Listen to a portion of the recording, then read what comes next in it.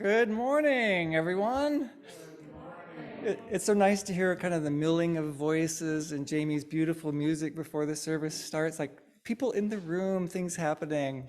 I hope you've had a good morning at home as well, all of you at home on a beautiful sunny morning. It's great to be together in any format, I say.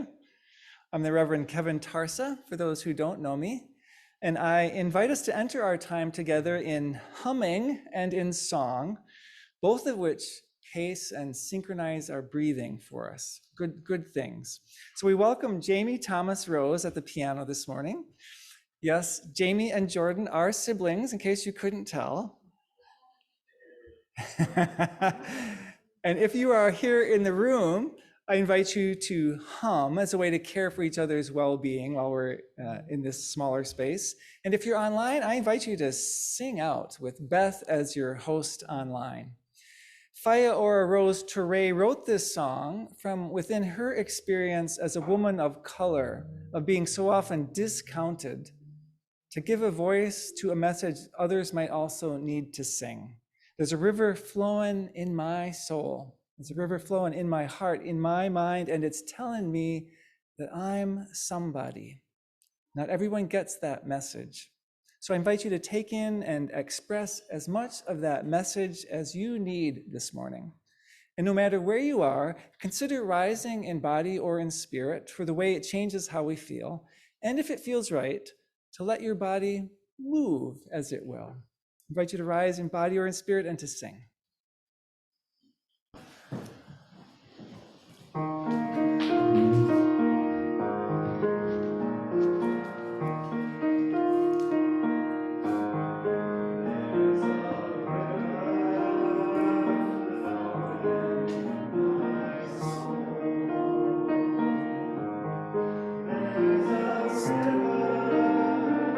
Flowing in my soul, and it's telling me that I'm somebody.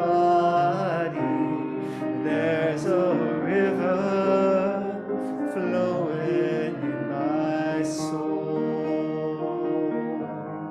There's a river flowing in my heart. There's a river flowing in my heart, and it's telling me that I'm somebody. There's a river flowing in my heart.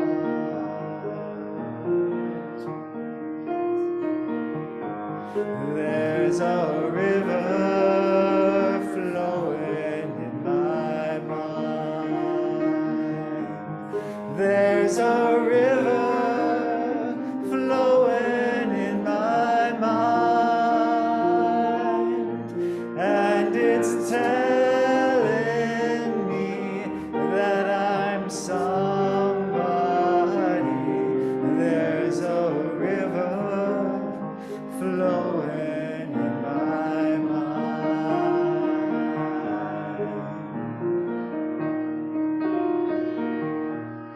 There's a river flowing in my soul. There's a river flowing in my soul, and it's telling me that I'm somebody. There's a river flowing in my soul. There's a river flowing. There's a river flowing. There's a river flowing in my soul.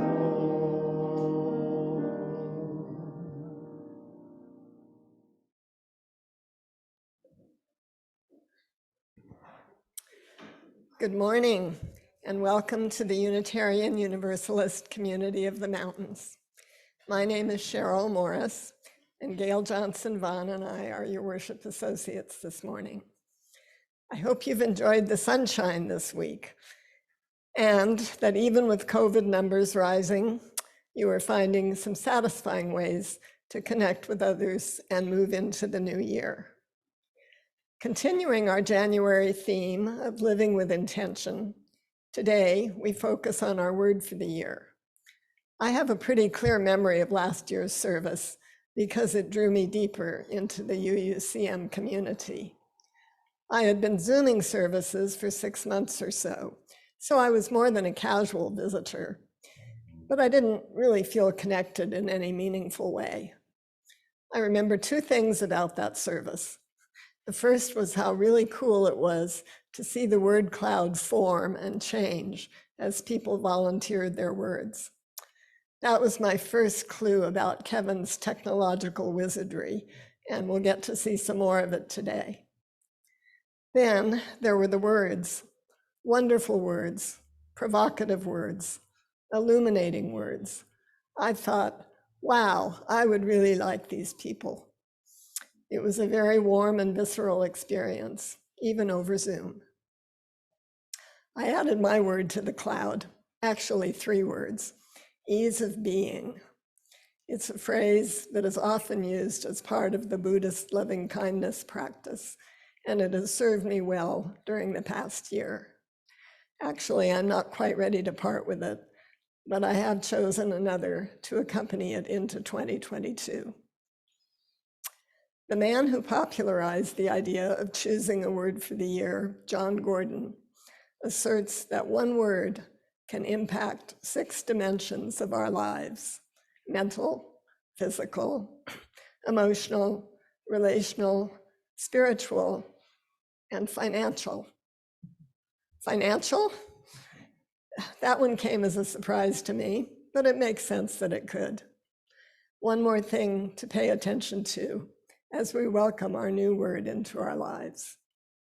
What has your experience been with your 2021 word? And what is guiding your choice this year? Today, we will hear reflections from several members, looking back and looking forward. If you haven't chosen yours already, it's never too late. Even if you don't think you're a word person, I hope you will find food for thought and maybe even a bit of inspiration in this service. However you define yourself in your beliefs, heritage, age, race, or gender identification, we know we are all so much more than the words we use as labels. Words are powerful, and we need to be intentional about how we use them. That said, here's one more for you. Welcome.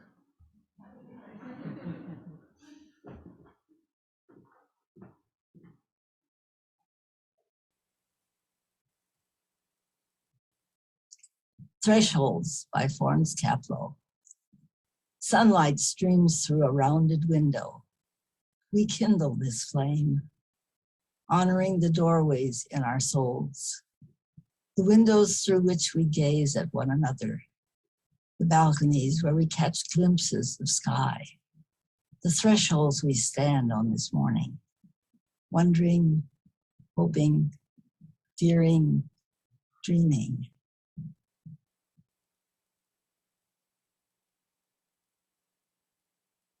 We'll light our chalice here in the room, and I'll be inviting folks at home to light your chalice at home, the symbol of the Unitarian Universalist tradition, a symbol that was born of helping people escape persecution. It's Laura Harder who offers our land acknowledgement this morning.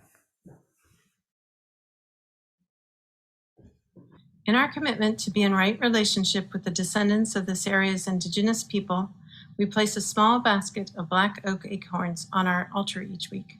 In doing so, we acknowledge the Nisenan people are still here among us today, though nearly invisible after generations of erasure and exclusion from California history. We understand we are on Nisenan land that was never ceded, and the original tribal families have yet to recover from the genocide of their people. As residents or visitors in Nisenan land, we support the Nevada City Rancheria Nisenan tribe in efforts to stabilize their people, as well as the campaign to restore tribal sovereignty through federal recognition.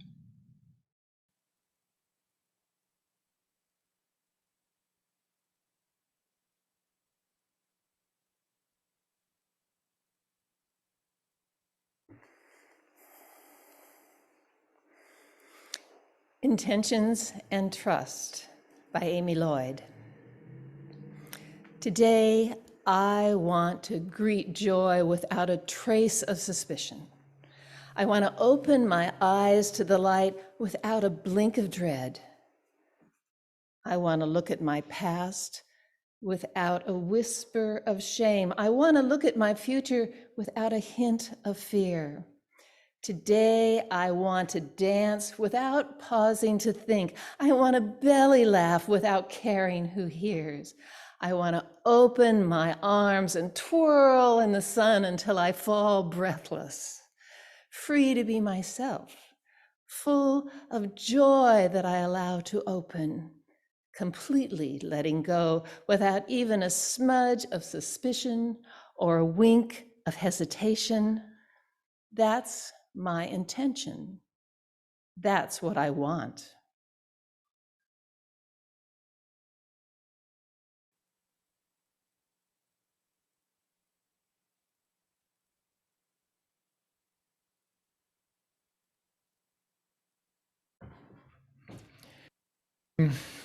I'm going to read to you today from a beautiful little book entitled You Are a Beautiful Beginning.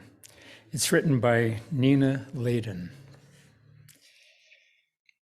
It's not the number of pages, it's the story in the book.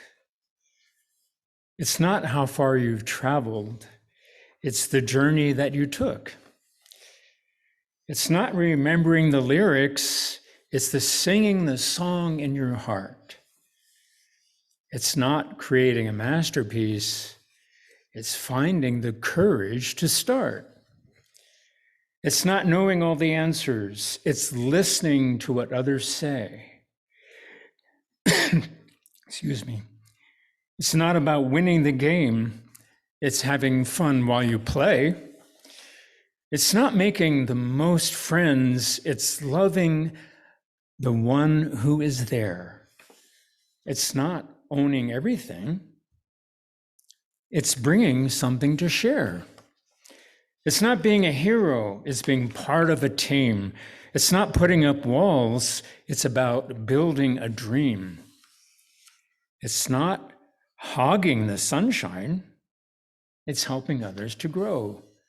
It's not being afraid of darkness, it's looking for places that glow. It's not wishing to be different, it's learning to love being you. It's not the end of your story, it's a beautiful beginning for you.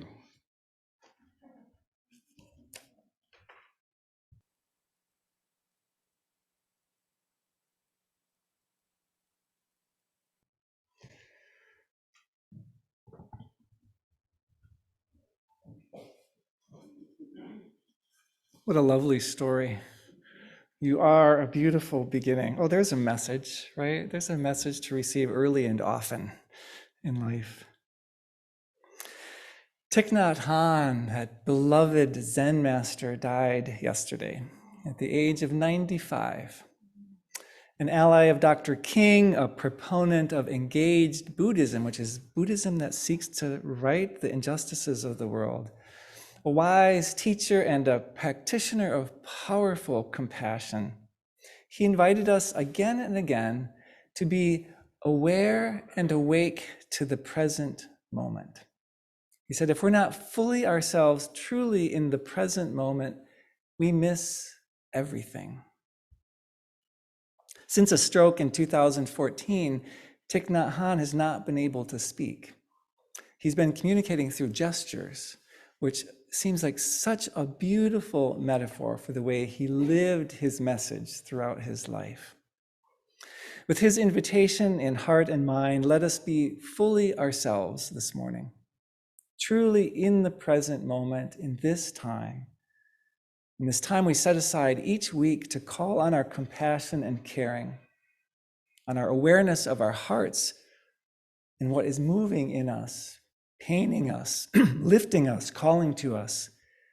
And oh, there is so much to move us, pain us, lift us, and call to us right now.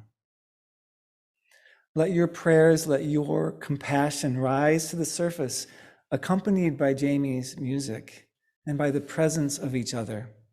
If you're online, I invite you, if you wish, to type into the chat, to share some piece of what you're holding and what you're carrying.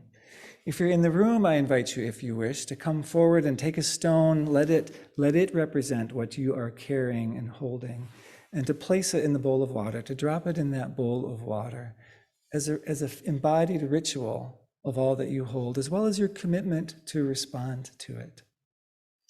I invite us always to hold each other, to use this time for the thoughtfulness, the focus, the prayerfulness that will best serve our well-being and those around us. Into this time, welcome.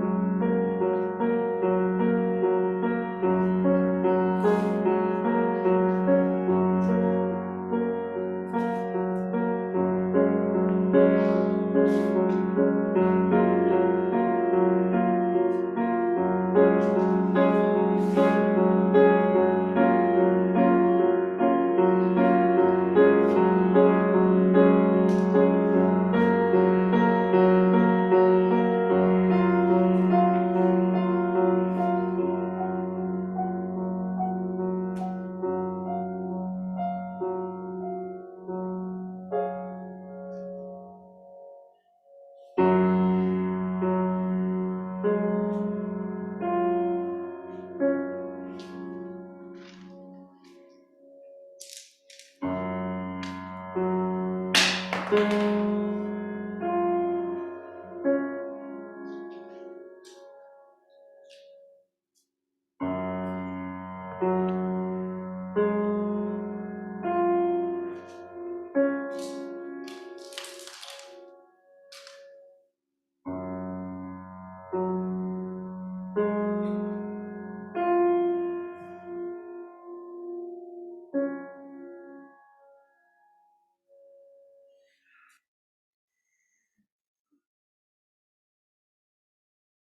Nhat Hanh taught breathing as the starting place, taught that breathing with awareness is the foundation of learning to be present in this moment, the foundation to being fully ourselves, the foundation of meditation, in fact, he said. He suggested this focus. Breathing in, I know that I'm breathing in.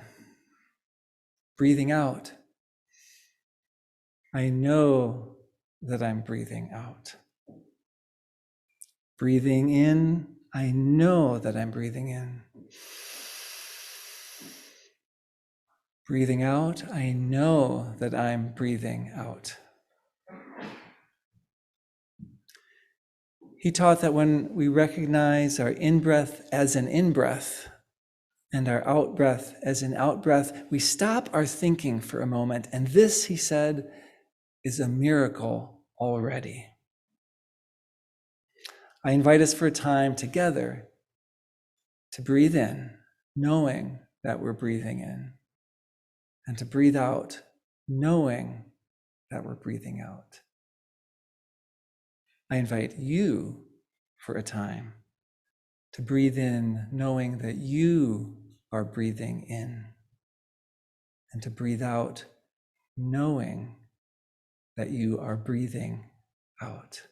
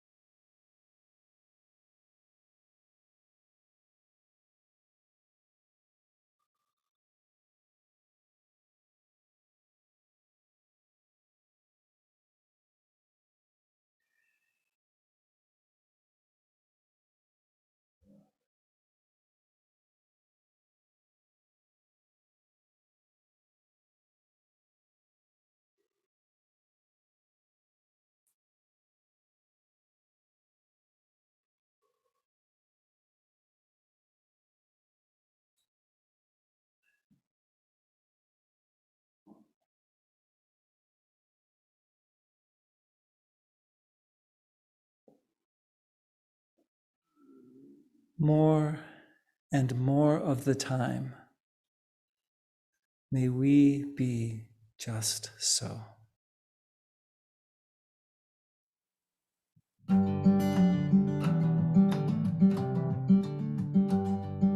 Sometimes I want to be out somewhere in the open, precious, fresh air. Times I want to take off, fly, and sprout some wings and go. Sometimes I'd like to leave my life, not be no mother or be no wife. Sometimes I'd rather not be nowhere here above below. I know that I chose this way. I made my home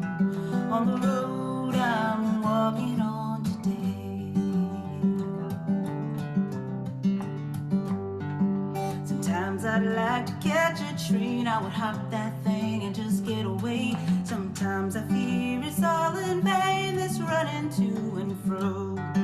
Sometimes I'd like to dig a hole and disappear inside of my soul. Raise up my hands, give up control and let my worries go. I know that I chose this way. I've made my home on the road I'm walking on today. Yeah.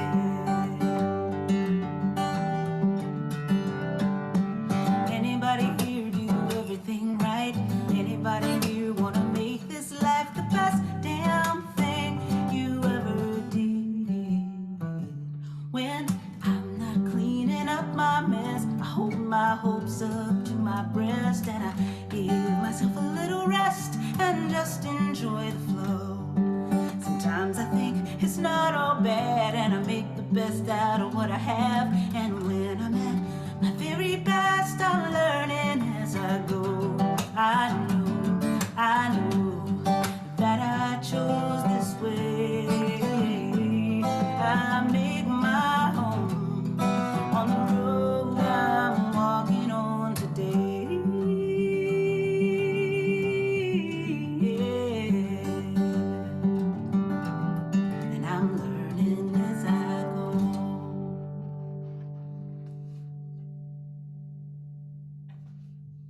So, in my reality, it's a new year.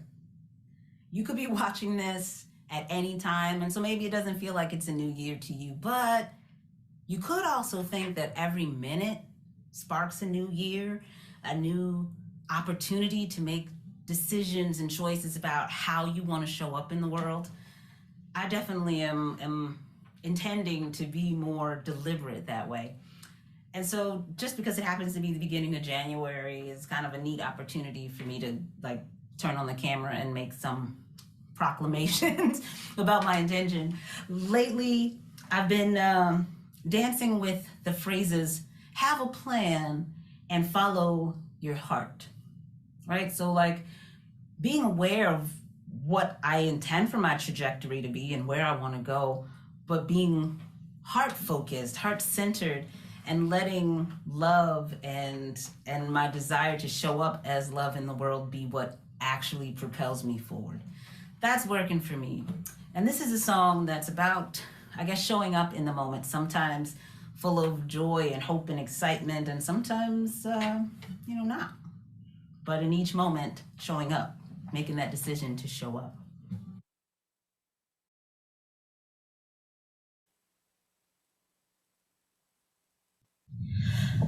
My one word for 2021 was boundaries. I needed to explore both aspects of the word, setting boundaries to protect myself from relationships and circumstances that were causing problems, and looking at ways to move beyond boundaries I had set for myself. In the first sense, the boundaries I set did have the effect of creating space for healing in a difficult relationship. I'm now tentatively opening communication, but maintaining the stance that some topics are off limits. I sent an amaryllis bulb for Christmas, which arrived not in full bloom as I had expected from the picture, but as a bare bulb that would bloom sometime before spring. We agreed that it needed patience. So there's a glimmer of hope that anger is softening there. I also set boundaries on my time. I created a life during the pandemic, full of teaching and learning, practicing and composing music. I started craft projects and house decluttering. I found online opportunities for yoga, meditation, and sharing circles. And when the pandemic eased, my normal life resumed on top of my online pandemic life. I was busier than ever, doing too much, not very well. So now that the new variants are showing us that caution is still important, I have had to establish new boundaries on my interactions, finding the sensible compromise between isolation and risk. And then there were the boundaries I set on myself. The I can'ts and I won'ts and I don'ts and I shouldn'ts. The simplest way to summarize the ways that I went beyond my personal boundaries is the fact that in July, I found myself singing a country western song that I wrote at a moonshine distillery in Gatlinburg, Tennessee. Some of you heard that song about getting back on the horse when Tom and I performed it at the Wild Eye Pub. The combination of coincidences and decisions that led to that moment at Sugarland's distillery is mind-boggling. I grew up in Montana, hating country music. I'm a flute player, not a singer. And I'm a wine-loving Northern Californian now. Tennessee in July is not my idea of heaven either, and that particular area around Dollywood is about as bad as the 405 in West LA at rush hour. Plus, there's that huge vulnerability of putting out my own creations into the world for others to hear and judge. This congregation has helped me get over that fear. And my word, boundaries, even made it into a chorus of a song that I wrote this year. So, true art never comes from coloring inside the lines. It comes from breaking through boundaries we never knew were there. From banging on piano keys and scribbling on the page. From the joyful jangle chaos of play.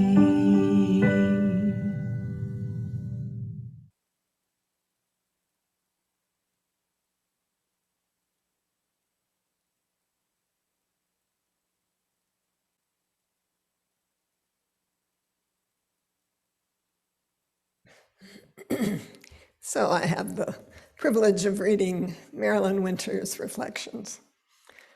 My special word this past year, and for many prior years, has been commitment. What does that word mean to me? It means paying attention in a loving and caring way to my little corner of the world. I realized many years ago that I couldn't do much to help people who are many thousands of miles away from me, except to send money, of course. I also realized that I could pay attention and do more for family, friends, and others who are part of my little corner of the world. It means paying attention and appreciating the kindness and caring that comes my way. It also means paying attention and sending love and caring to the family, friends, and soulmates in my little corner of the world. It means something as simple as sending a birthday card or bouquet of flowers, a carefully chosen book or a magazine article, or a just perfect cartoon that may bring a smile or two. Most of all, it means paying attention to the lives and the ups and downs in the lives of others all around me. It means paying attention and appreciating the love and kindness that comes to me and responding to that kindness. It also means paying attention to the pain and sadness of those around me. My efforts to stay in touch feeds my soul and gives me the feeling of being connected to the world outside my home. I receive enormous pleasure from writing a letter or a brief note or sending a small gift to those in that precious circle of family, friends, and soulmates. There is heartbreak all around us, near and far. I am not able to mend the heartbreak. I am able to send a message of love and caring. And staying in touch with notes and letters feeds my soul as well.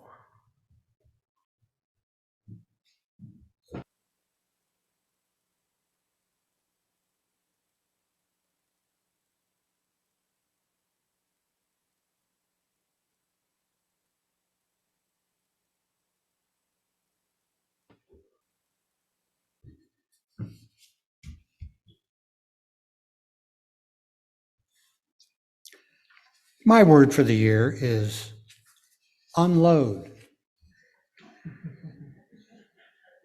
Now, how did I ever come up with a word like that? Well, with the fires that we've had lately, it's made me wonder what I would do if my place was burned to the ground. What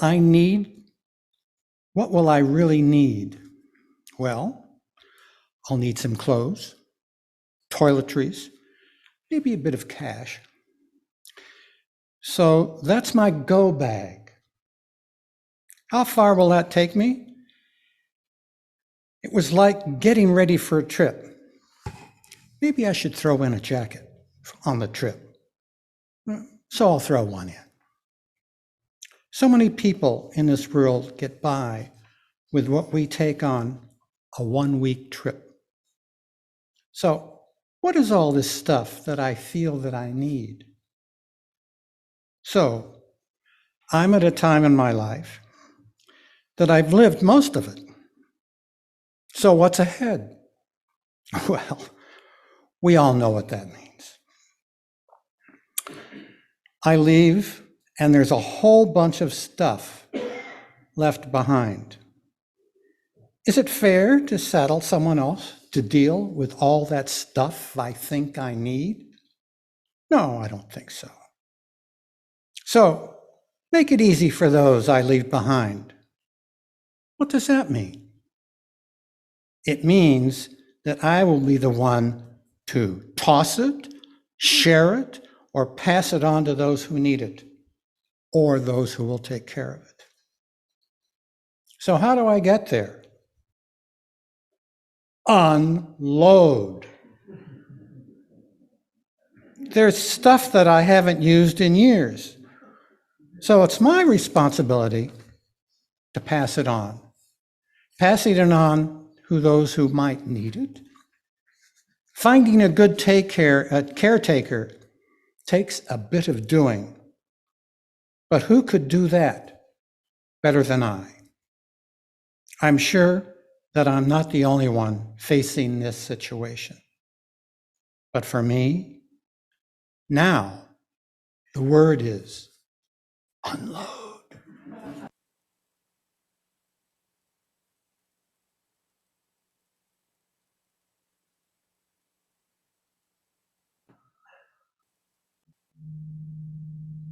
Well, hi there. My name is Chuck Champlin, and I'm thinking of a word for the new year because I want something that's going to be positive. The word I want to choose is energy. We've had such a depressive last couple of years, and I'm really concerned about that, but I want to get over that. So I'm mounting up some energy to make me take on a brighter world ahead, just making myself the best I can be. So that's going to take some energy, and that's the word I've got for the year.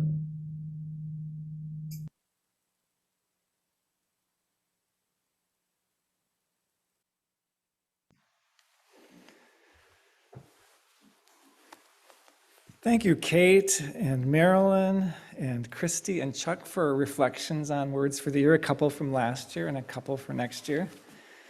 I had this image as the car horns were honking of Thich Nhat Hanh bringing us an opportunity, right? To be present in the midst of whatever is, mufflers, car horns. And I have to tell you how much I love breathing in silence with you. It just feels so darn good. At the very beginning, I was about to do a woohoo. I thought that would not be the thing. You and your companions have just survived the crash of a small plane. Both the pilot and co-pilot were killed in the crash. It is mid-January, and you are in northern Canada. The daytime temperature is 25 degrees below zero, and the nighttime temperature is 40 degrees below zero Fahrenheit. There is snow on the ground, and the countryside is wooded with several creeks crisscrossing the area. The nearest town is 20 miles away, and you are all dressed in city clothes appropriate for a business meeting. That's kind of how things feel these days, sometimes. So here's the scene. Your group of survivors managed to salvage the following 12 items: a ball of steel wool, a small axe, a loaded .45 caliber pistol, a can of Crisco, newspapers, 1 per person, a cigarette lighter without fluid, extra shirt and pants for each survivor, a 20 by 20 foot piece of heavy duty canvas, an aerial map made of plastic, 1 quart of 100 proof whiskey, a compass, and family-sized chocolate bars, 1 per person. Now for fun and because we need all the help we can get, I managed to find an image of a 5-pound chocolate bar. Your task is to list these 12 items in order of importance for your survival. Take a look for a moment. Your task is to list these in order of importance for your survival.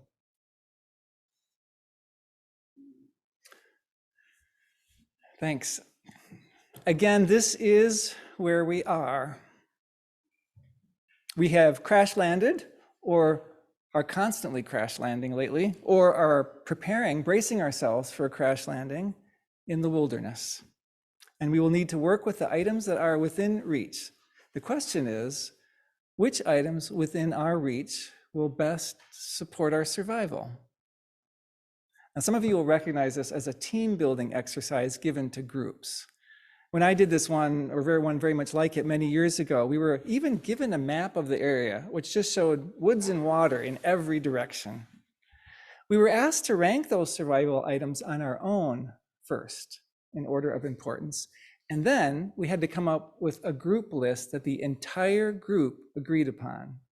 So whenever we disagreed, which was often, we had to make a case for why we thought one item was more important for our survival than another.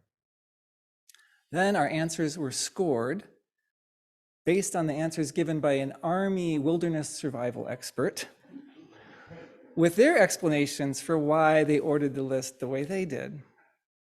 Today's service is about our individual list. Next Sunday's service is about our group list.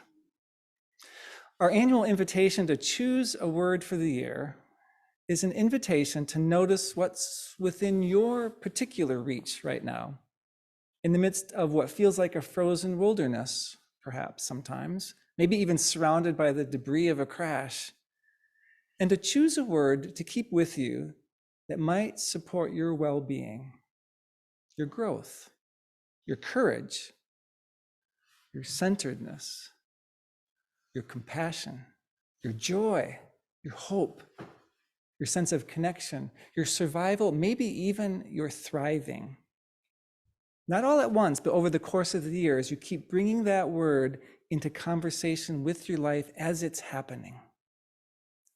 The question all year long is, what does your word have to do with what's going on inside you or around you right now? I had some great examples from people today.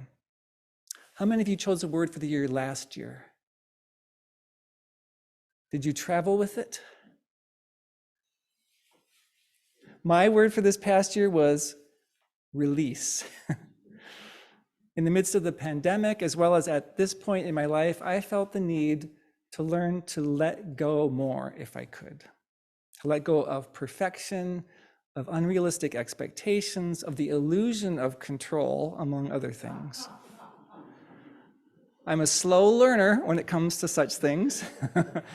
And throughout the year, especially in the most anxious and challenging moments, I was quite often able to remind myself that maybe releasing my grip would be more helpful than trying to hold on more tightly.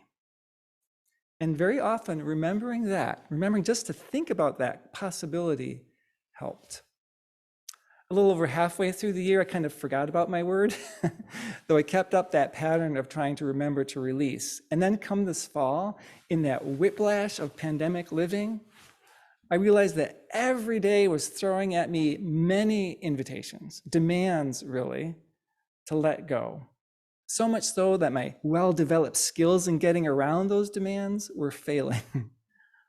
In the middle of pandemic, politics, and a very busy part of the church year, I found in a drawer, while I was scrambling to find something else, the votive candle upon which I had written my word for the year, release.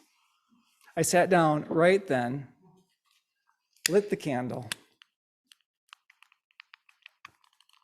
let out a very long and heavy sigh, breathed more slowly and more deeply for a few minutes, and then surrendered a little bit more and at a deeper level than before.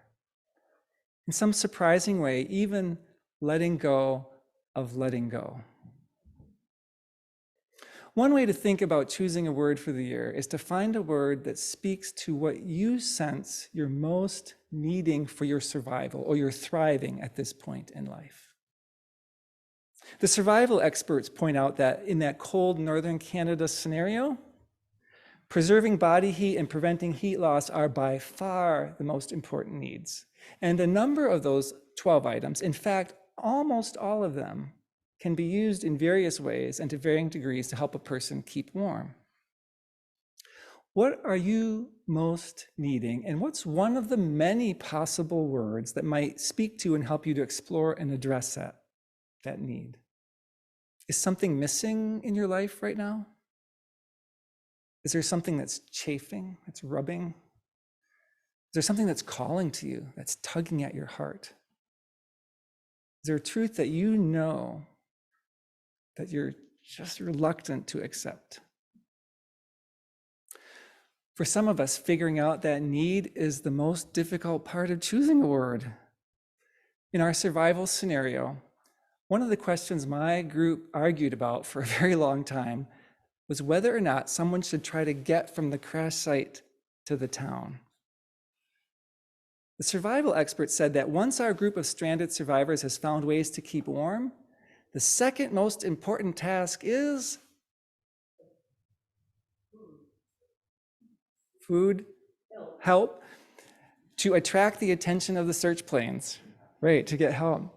So given those low temperatures, the way that shock compromises our critical thinking skills, think about our experiences of the last couple of years, the watery wooded landscape, that kind of spare clothing, the heat loss that comes with exertion when you try to do something, trying to get to the town 20 miles away would lead to almost certain death, the experts said. On the other hand, pilots, though they might be dead in our scene, are required to file flight plans. And search and rescue operations typically begin very shortly after a plane fails to arrive at its destination. So all those 12 items in that list of items have to be assessed next for how valuable they could be in signaling the group's whereabouts.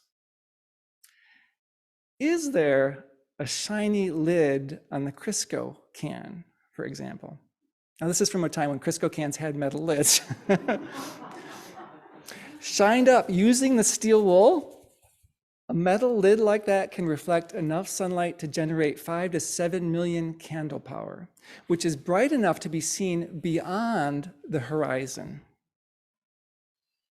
if trees aren't in the way.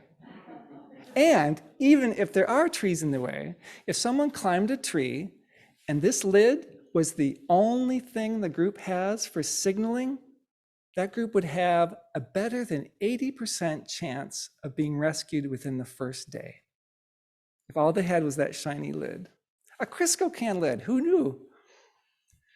Your word might not seem like much. In fact, choosing a word for the year might not seem like much. But it could be just the thing to help you find something you've been looking for or that's been looking for you. Consider, if you're still trying to find your word, taking some time this week to breathe quietly, to see if your word might find you, maybe even cast out some light and see what responds. For those of us who have a hard time letting go of trying to find the perfect word, know that there are many different words within reach, and they can each be used in different ways to serve your well-being. There are any number of words that could be your word for the year. Sometimes it's the first answer that pops up that's most true. And sometimes it helps to listen beyond the expected or the obvious answer. The compass and the map, those traditional tools for finding our way, are the two least useful items on the list, according to the survival expert. In fact, both of them are potentially worse than useless. They can be dangerous because they might encourage someone to try to walk to town. Similarly, the 100-proof whiskey is the next least important item on the list. Potentially dangerous because people think it will warm them up or ease their mind, when actually it dilates blood vessels and increases your heat loss, besides risking impairing your judgment. Plus, alcohol takes on the temperature exposed to. And a drink of whiskey that's minus 30 degrees Fahrenheit would freeze a person's esophagus and stomach. Consider looking beyond the obvious for the word beneath or maybe behind the word that pops up first. Maybe the word is indeed love, or maybe it's honesty that's needed, or maybe it's trust that's needed to get to love, or maybe it's honesty that's needed to get to trust, or maybe it's a fear of being vulnerable that's making it hard to be honest. Consider moving past the obvious, past, until a word rings true, until you feel the change in your body. I know that many of you have been thinking about this and have already discerned a word. I will invite you to share your word in a few moments, to proclaim them, as Leah mentioned. I invite you first, though, to sit for a moment and breathe, or maybe to dance for a moment. Just in case right now, today, in this room or at home, a different word surfaces, different word than you've encountered yet. Remembering that you can change your mind. So for a moment, what's the word right now?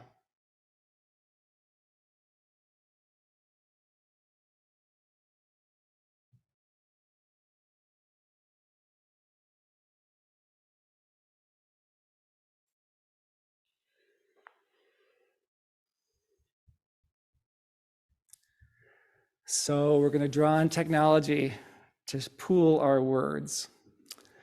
If you've got your smartphone with you in the room or at home, I invite you to get that ready if you so desire, because I'll invite you to put it on the screen. You can go to menti.com and use this code 98514684.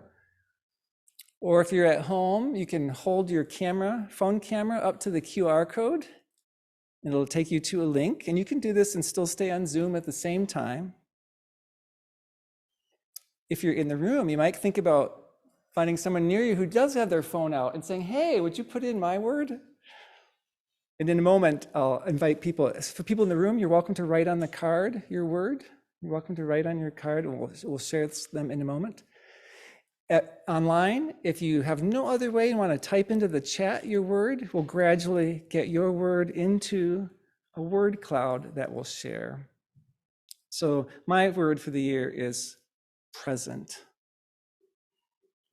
Once your card's ready, if you hold it up, Gail and Cheryl will collect, and I'm going to invite a couple people in the room to call out your word if you know it already.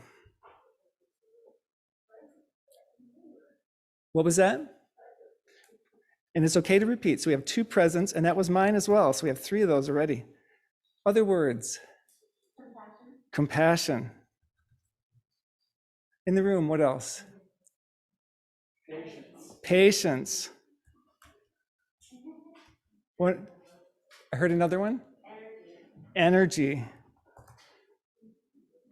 Chuck had energy too. And self-care.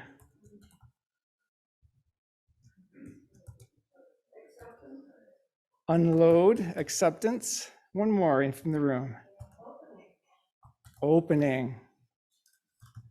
So now I'm going to share what our cloud is doing, because it's changing as we go.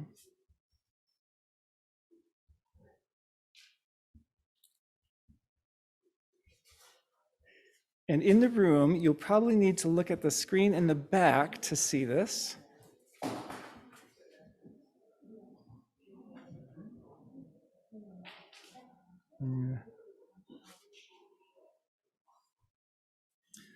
The word cloud keeps reforming as people submit their words.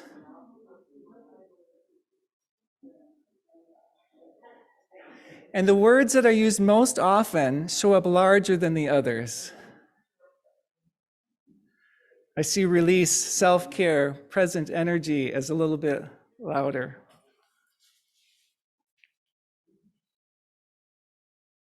I'm going to go myself here. I'm going to ask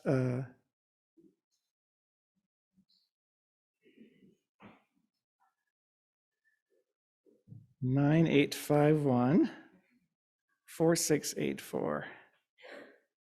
All right, what are some other words in the room that we...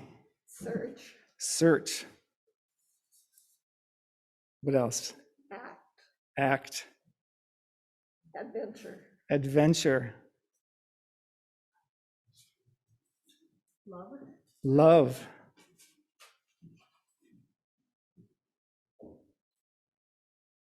Energy.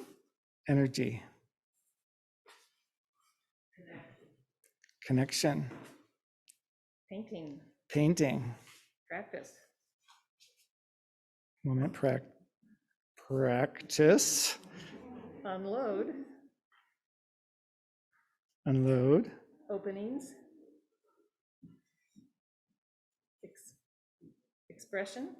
Expression.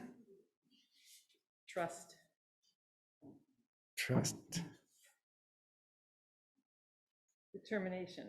Determination.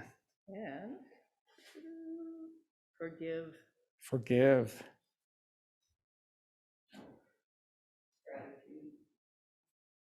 Gratitude. Let's look at our cloud. I think you got acceptance. Mm-hmm. And self-care. Mm-hmm.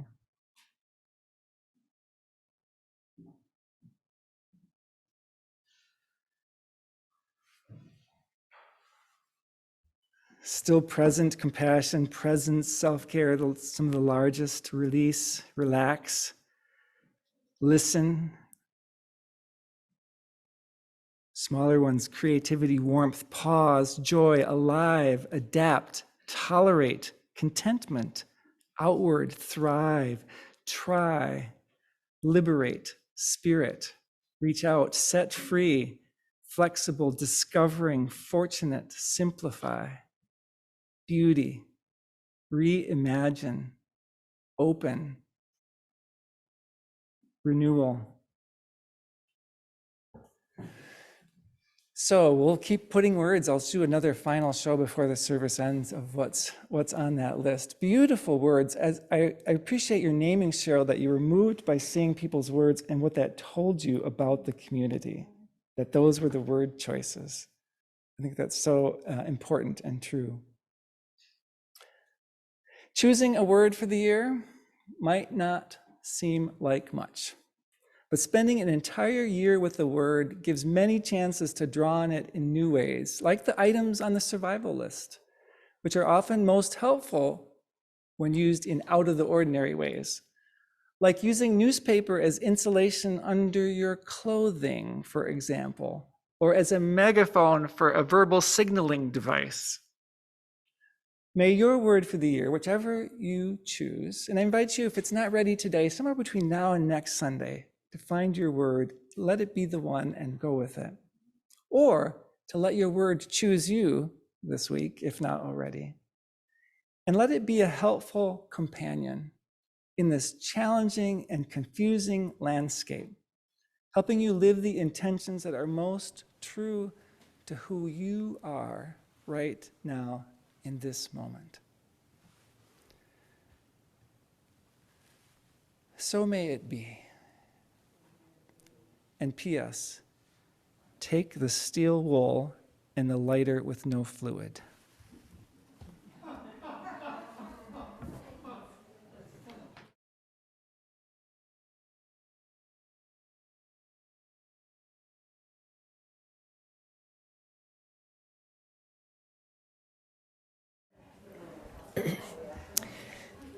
Remember when I spoke earlier, I said I had never thought of my word for the year having an impact on my financial life?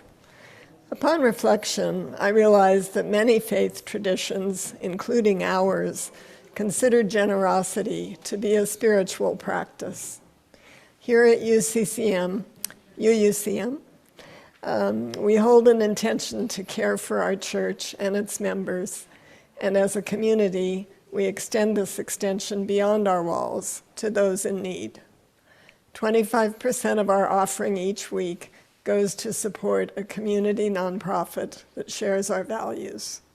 For the month of January, our partner is Sierra Roots.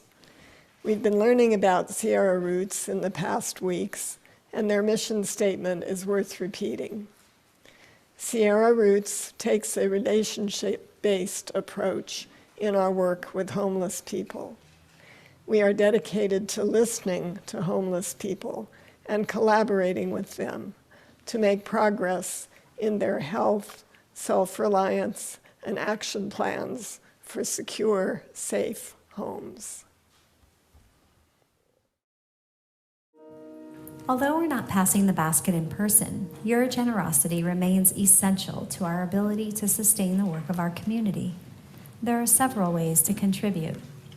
You may text an amount to 833-579-0483, give via our website at uugrassvalley.org, via PayPal at paypal.me/UUCM, or mail to UUCM 246 South Church Street, Grass Valley, California, 95945. Thank you.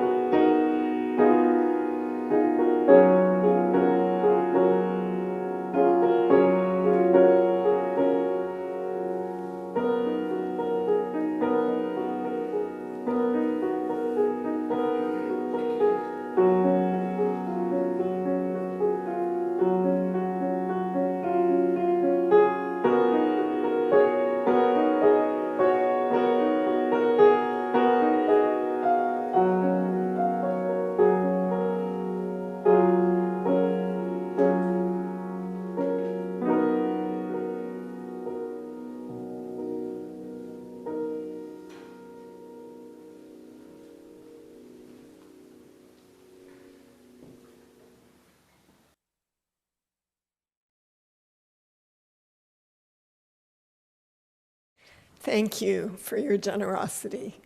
We dedicate these gifts to following through on our highest intentions, to be of service to others, and to work toward a community in which everyone can feel safe and cared for.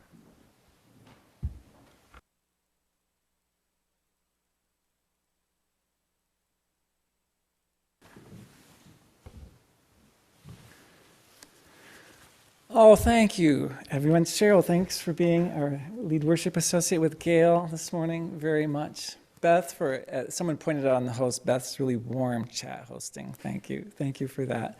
And Beth pointed out the word shimmerance in the list of words with exclamation points. Siobhan, thank you very much for holding down the visual there for us. Steve, for operating sound today, thank you so much. Gail, for video editing this week too. Shanti, for another beautiful setting. Another beautiful, calm setting. Leah Morris, for her music. And Jamie, it's been beautiful. Thank you. It's been really lovely to have your music this morning. Thank you so much for playing. Jim and Christy and Kate, Chuck, Laura, and Anita, for bringing your voices to the service. And Marilyn Winters, for sharing words so someone could read them. And behind the scenes, as always, George and Corey helping us invite people to participate in the service, as well as keeping track of who's had a chance to participate in the service. For our closing song, I invite us to sing this song that speaks of not being certain where we're going, but knowing that we're going to go somewhere, right?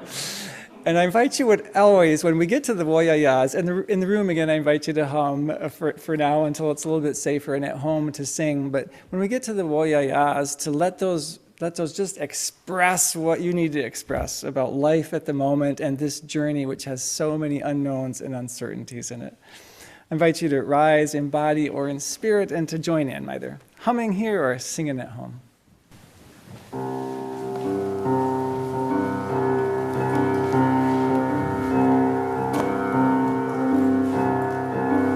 We are going, heaven knows where we are going, but we know within,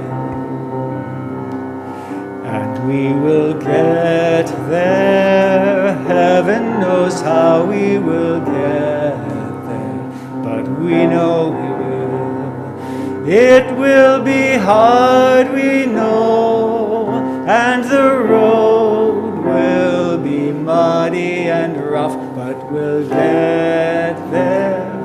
Heaven knows how we will get there, but we know we will. Woyaya, woyaya, woyaya, woyaya, woyaya, woyaya, woyaya. We are going, heaven knows where we are going, but we know within, and we will get there. Heaven knows how we will get there, but we know we will. Woyaya, woyaya, woyaya. Harmonies are welcome. Woyaya, woyaya, woyaya, woyaya, woyaya, woyaya, woyaya, woyaya, woyaya, woyaya, woyaya, woyaya.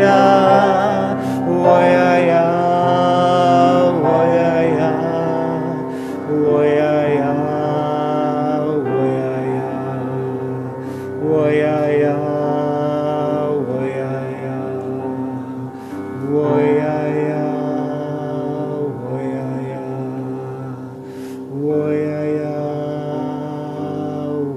woyaya.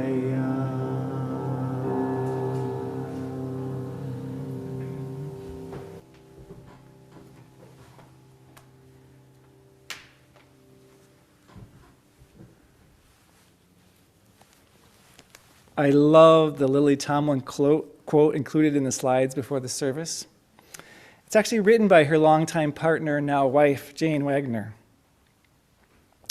All my life, I've always wanted to be somebody, but I see now I should have been more specific.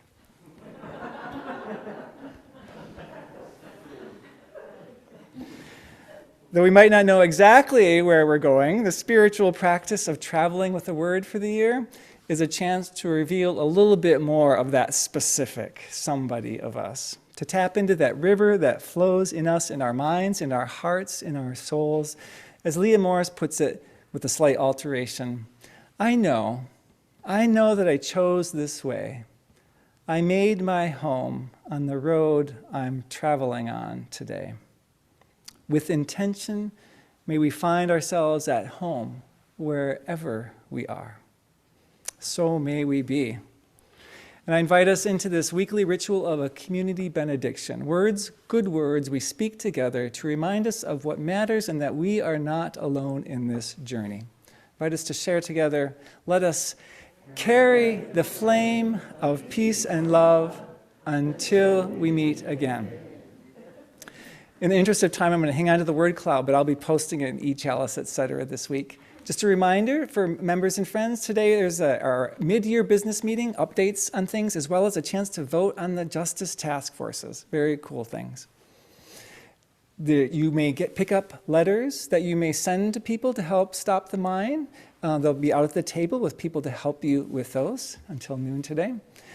Items for the auction are still being welcomed. There's some marvelous ones coming in, but I invite you to get the name of yours to Leslie and to Susan. And we'll see you next Sunday at 10:30 for a service that broadens from our personal list to that group list as we think about intention as a community and going forward.